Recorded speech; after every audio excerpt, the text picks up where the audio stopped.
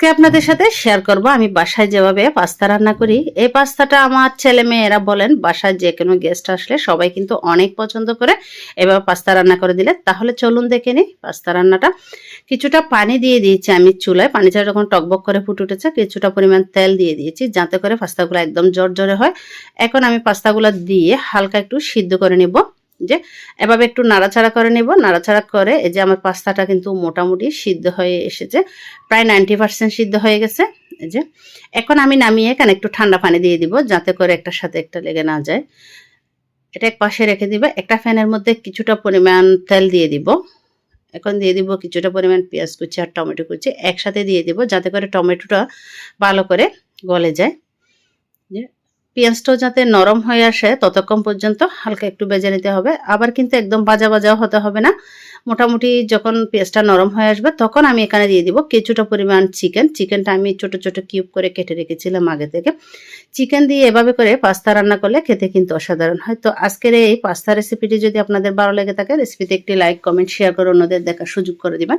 কে কোথায় থেকে ভিডিওটি দেখছেন অবশ্যই জানাতে বলবেন না। নিত্য নতুন রেসিপি পেতে চাইলে আমার পেজটি ফলো দিয়ে সাথে থাকতে পারেন।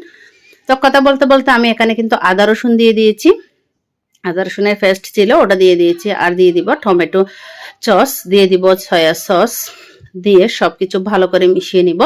স্বাদ মতো একটু লবণ দিয়ে দিব।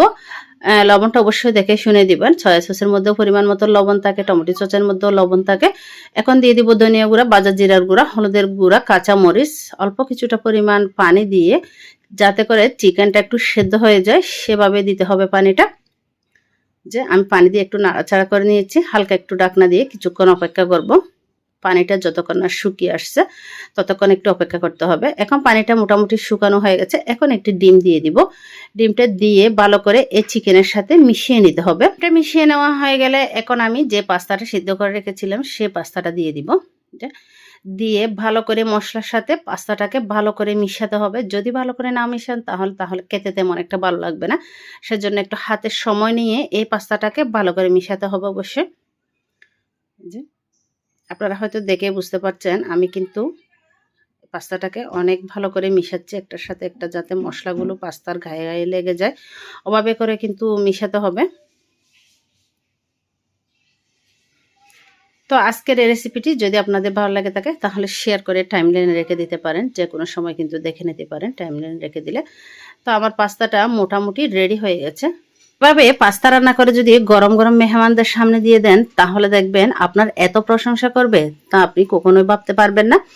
এভাবে পাস্তা কিন্তু খেতে অসাধারণ হয়। আজকে এই পর্যন্ত, আল্লাহ হাফেজ।